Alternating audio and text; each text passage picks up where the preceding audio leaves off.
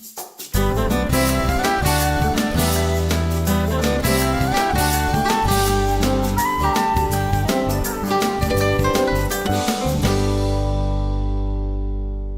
name is JJ Long. I'm an oil painter, and I lease out studio space at the Western Avenue Studios right here in Lowell, Massachusetts.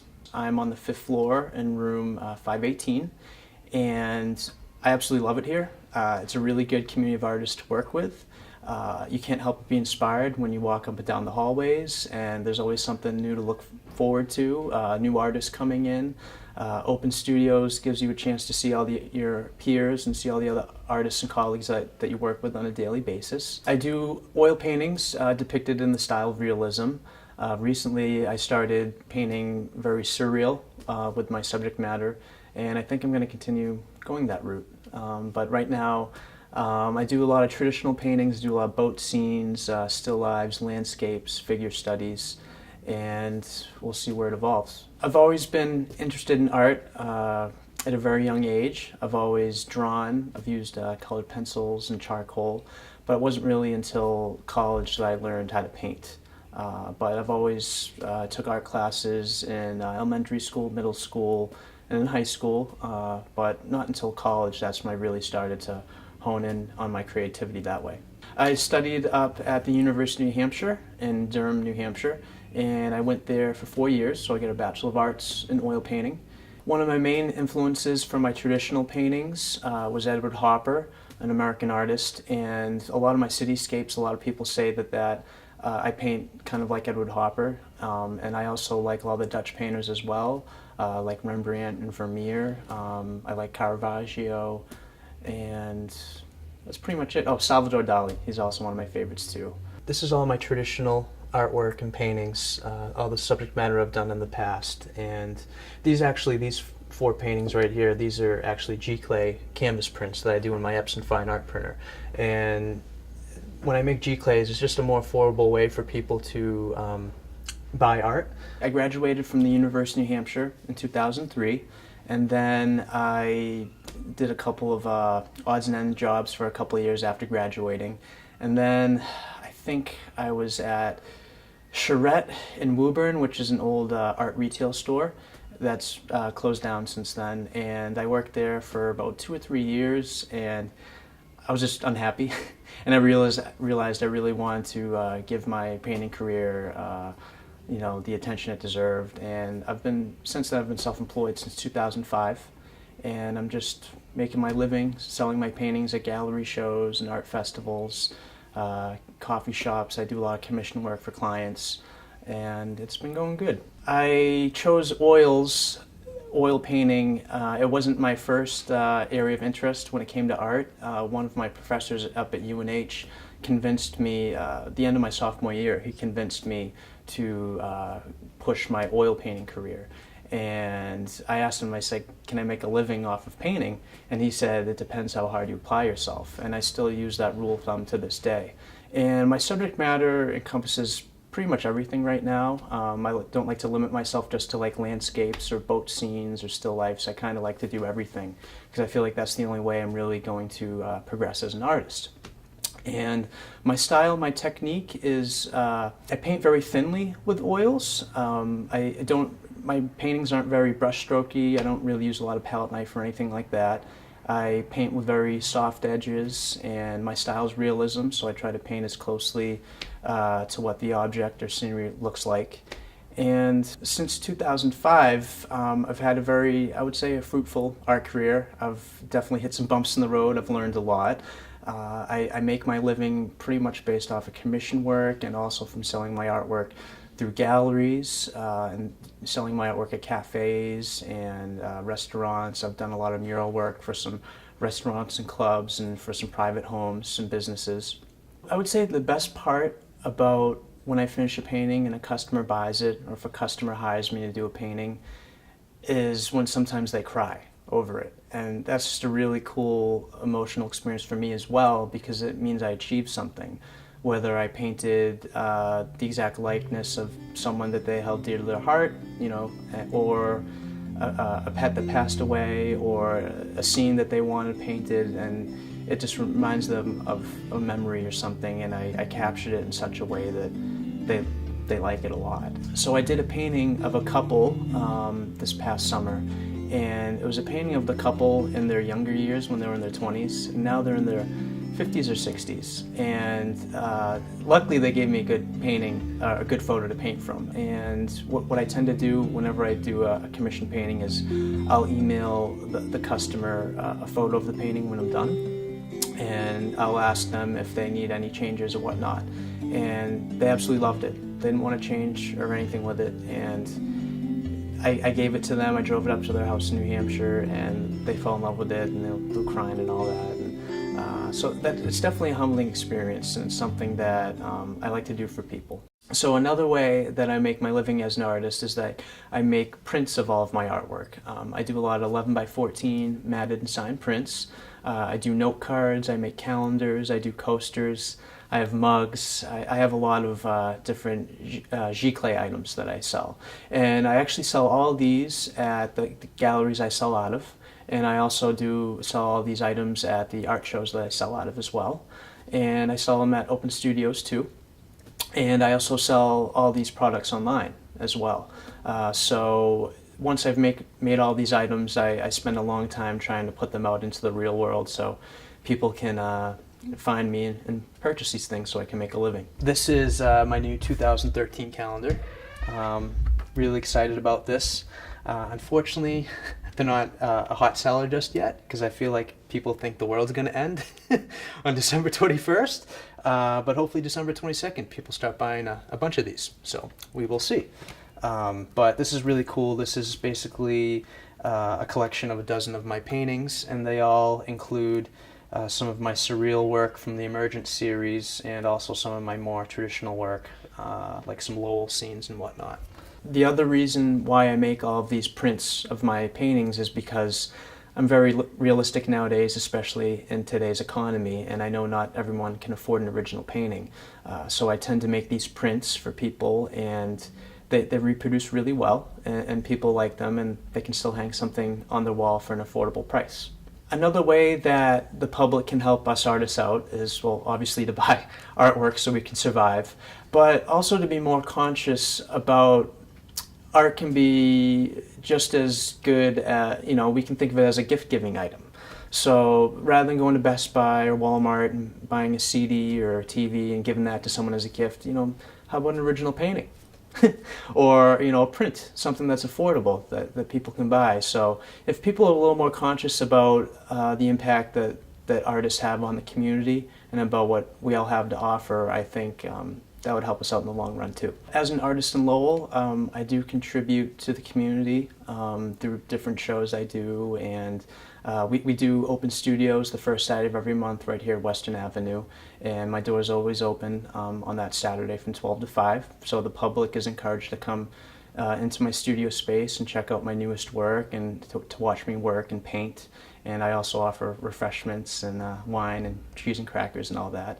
I'm also a member at the Whistler House Museum of Art on Worthen Street. Also, I have an exhibit next April 2013 at Brood Awakening, and that should be a lot of fun too. The deer, that's actually part of a series that I called Emergence that I did back in May. It was actually a dual show that I did with my friend David Crane, who's a wood sculptor at Western Avenue. His artwork is woodworking, so I wanted to incorporate wood somehow into my paintings, and what I did was I created these forms and creatures kind of evolving from the bark of trees and from the roots of the ground and kind of morphing into their own original forms. I had a woman kind of sprouting out from the bark of a tree, and what's really cool about this one was that I made her spine look like little buds blooming, and it blooms up to a flower near her in her hairline. And this was a lot of fun. This bridge was based off of a picture I took, and I tend to do that a lot with my artwork. I'll incorporate imaginative things into a real world setting. Being an artist, you face many challenges on a daily basis. One for me is not always getting the chance to paint. There's a lot of other things that come with the business of owning your own art business, and a lot of it is promoting, marketing, updating your website, shooting off email blasts, all that stuff. And another big one is never knowing when money is coming in, and that's that's pretty much I would say the big one. And you can spend 40, 50 hours in a painting, but if no one buys it, then that's 40, 50 hours worth of work that you're not going to be recouped for right away. And you need to somehow find a way to consistently make a paycheck. And supplies are also very, very expensive. The cost of canvas, paint materials, cost of framing. Frames are very expensive. Brushes, paint, everything. Supplies, also the marketing materials too. It does cost money to have an email newsletter. It does cost money to build your website and to host your website. All those things. It costs money to rent the studio space. There's a lot of expenses that come along with being an artist. The message that I have for aspiring artists is to persevere and to not give up and to roll with the punches and to keep pushing and keep honing in on your craft and to keep learning and to keep displaying your art and to learn from your peers and just constantly keep educating yourself on new methods and techniques, and also keep researching the old ways that the masters used to do it, and just keep at it. That's the best advice I can give you. You're going to have your head down in the dumps now and then, but just keep pushing through it and you'll make it. Recently, I've decided that I want to kind of paint in the realm of fantasy and get a little more surreal with my work. And it's something that I like the idea because I'm not limited by anything. I'm not limited by any type of subject matter. There's no one, holding a gun to my head saying you can't paint a certain way. I can do whatever I want. And my goal is to convey this fantasy world and this realm, but to still paint realistically in the style and technique that I'm used to using. So this is my newest painting. It's called The Tower. And this is actually the 16th card in the Major Arcana Tarot card deck. And this was a really cool project because it was a collaborative show, and there was a group of 23 artists that we got together, and we had an opening reception on this past Halloween. And we had the opening at Brian's Ivy Hall on Merrimack Street in Lowell. And it was a lot of fun because 23 artists got together, we drew cards out of a hat, and we each picked a card in the tarot card deck, and I picked the Tower. That was the luck of the draw. I'm definitely practicing a lot. I'm really educating myself on how to paint the figure, and I plan on doing a lot of life drawing courses and whatnot. And I went out to Barnes and Noble's the other day and I bought a bunch of books, on the human form, and because I like the idea of incorporating a human form into a fantasy-like world in a very surreal type of atmosphere. My subject matter, I feel, is going to be very open-ended, and I still plan on incorporating a lot of my traditional landscapes and whatnot into my new work, but I plan on putting a really cool twist on things, and it might be something haunting from the past, different time periods.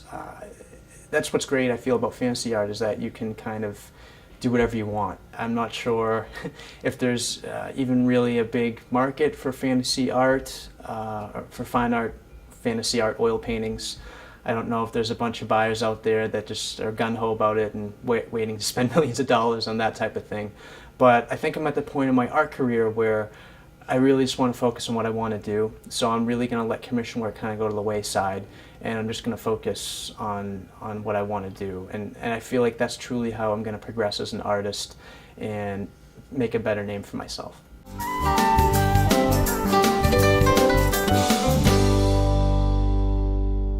My name is Pamela Wamala. Welcome to my studio. My studio here is at the Brush Art Gallery and Studios in Lowell, Mass. We're part of the National Park Visitor Center here in Lowell, right in downtown. I'm a painter. I paint with pastels and oils. Mostly I do landscapes, but I also venture into abstraction and semi-abstraction, and I have a wonderful time with my work. When I was a child, I spent a lot of time with my maternal grandfather up in Auburn, Maine. His name was Walter Stevens. And starting at about 5 years old, my mom tells me, I started painting with him, which I remember painting with him. I didn't remember how old I was. I had to ask her. But I was 5, and we would spend time doing landscape paintings, mostly in acrylic at that point, and we would spend hours painting together. He passed away just 2 or 3 years ago at almost 98. And he spent most of his life in his own home and only went into an assisted living facility for the last few years and painted a lot, almost every day, up until nearly the end of his life. And I think when he was in that nursing home up in Maine, I think he gave somewhere like 40 paintings away just because it gave him great joy. So he kept that as a part of his life for up until the end, which I find very inspiring. These 3 pieces are in a group of pastels that I call homage, vintage homage, because they're capturing a landscape but using the palette of vintage photography from years ago, which I just love those colors. So I did some research online looking at photographs that utilize that palette of hand-colored photographs and came up with a palette to use to create a body of work. So there are many works. This is just 3 of them, and wanted to capture the light but use that palette to do it. I was lucky enough to grow up in a time when they had art in schools. I know that varies from place to place, but I did have art in school and it was wonderful. Lots of different experiences. My high school art teacher, Mrs. Wilson, I remember as being one of my favorite art teachers, and I would, like other kids, hang out wherever they hang out in high school. That was the place where I would hang out at lunchtime, and whenever I could be in the art room, I was in the art room. Even though I was a good student and, all the honor society, math, honor society, Spanish, all that, but I loved art, and it was always my place of refuge and peace. Then moving on to college, I was nervous about being able to make an income as an artist. So I started out as a psychology major in college and gradually shifted to psychology and art, thinking I would have an art therapy career. But as I got to know myself more and think about who I am, I realized that I'm a very sort of absorbent person, and I wasn't sure that being a therapist was a good fit for me personally as a lifestyle choice.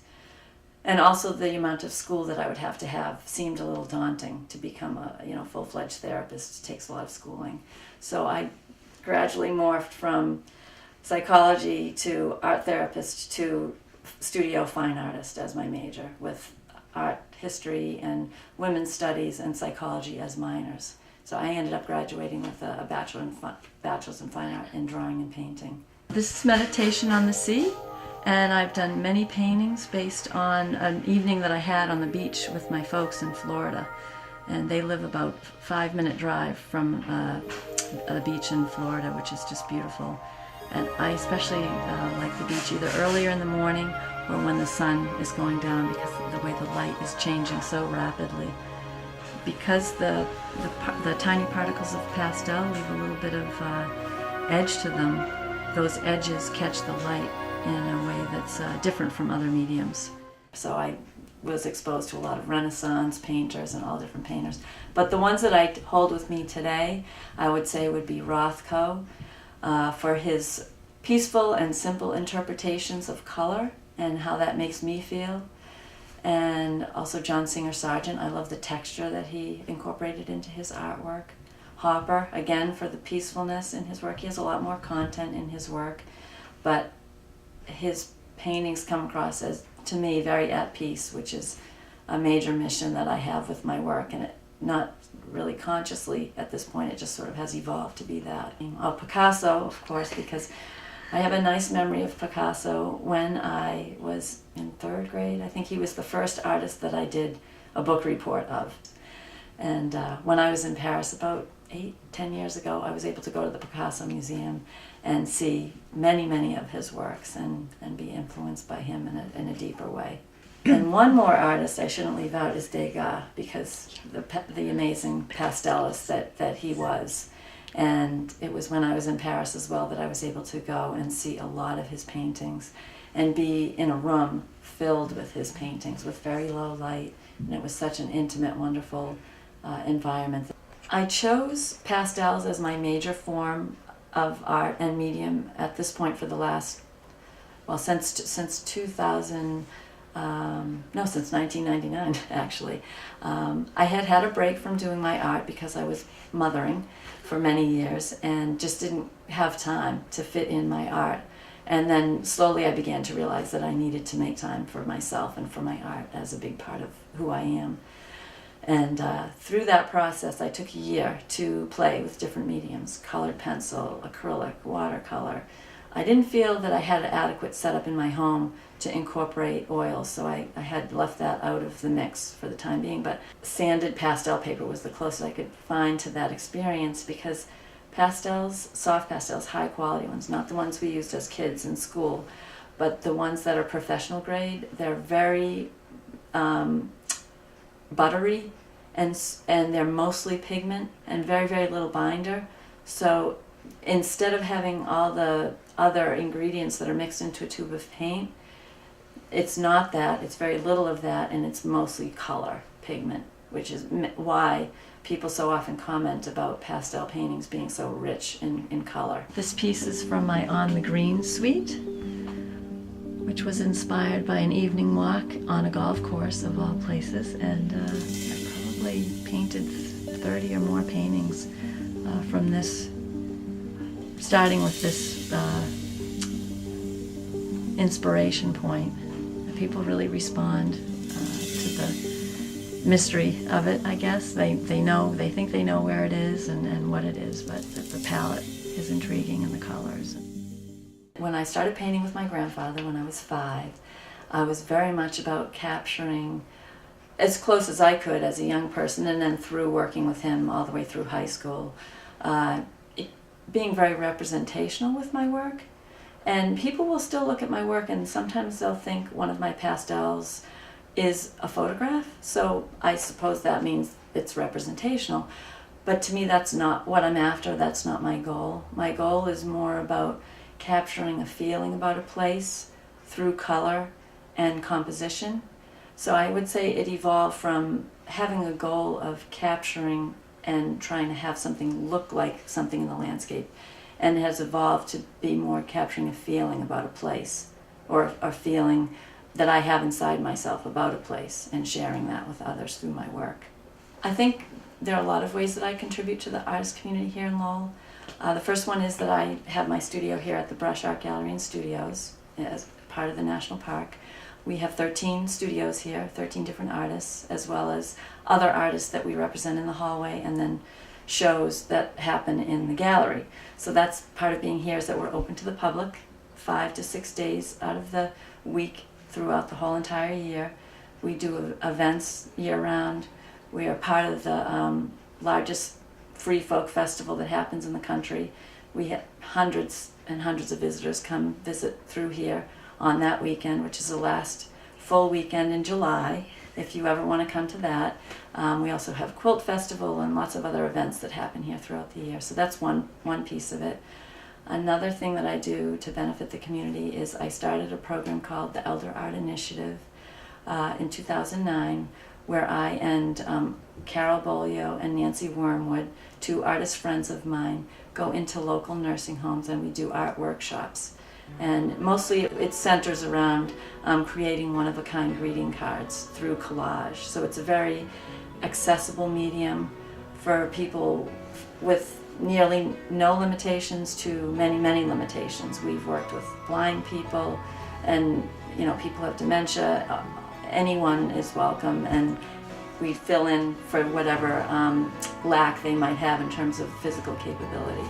So that's another big way that I feel I'm contributing in this community. These 3 pieces are from a group of 9 that I did from the Voyage Suite, and they all experiment with different kinds of textures and ways of working in other textures along with the pastel. So I'm working with fiber paste and glass bead gel medium and sand, and depending on which painting you're looking at, it will definitely have at least one other kind of texture or medium mixed in and used with the pastel.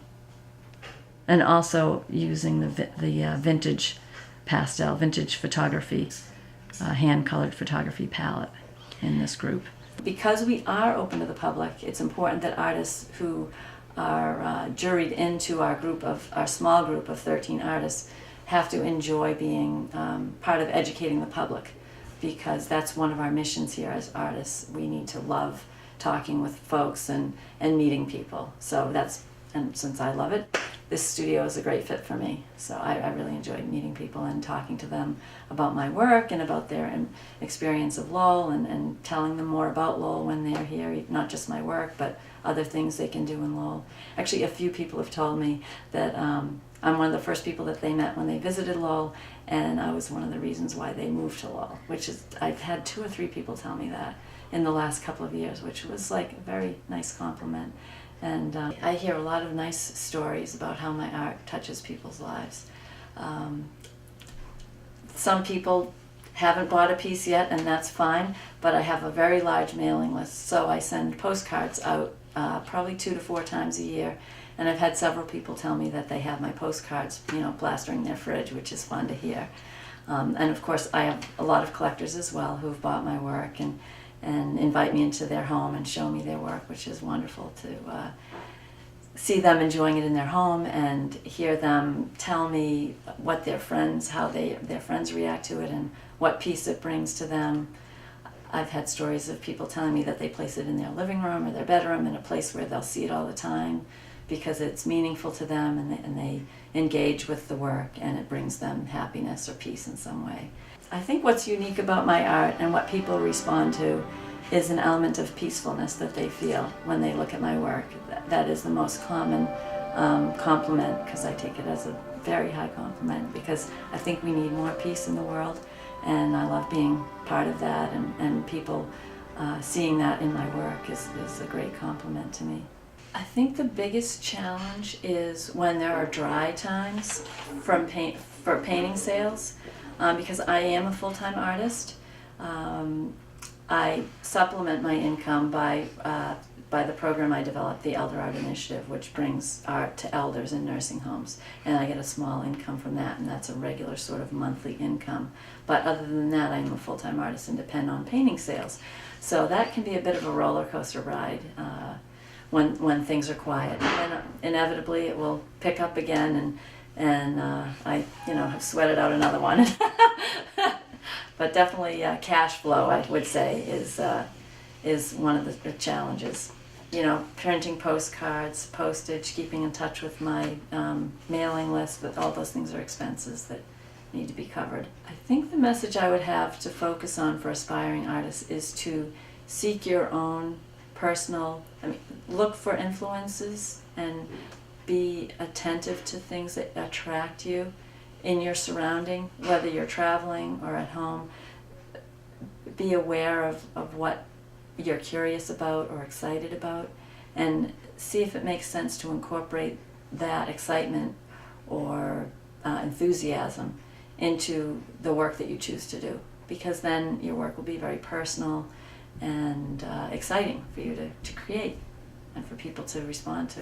2 future goals that I have that I'm working toward is a solo show at the Whistler House Museum of Art here in Lowell, and a 2-person show that will be here at the Brush Art Gallery and Studios, and both with Steve Norian, a photographer. So both of those shows are in the next 5 years or so. So those are big goals for me to be working on new work.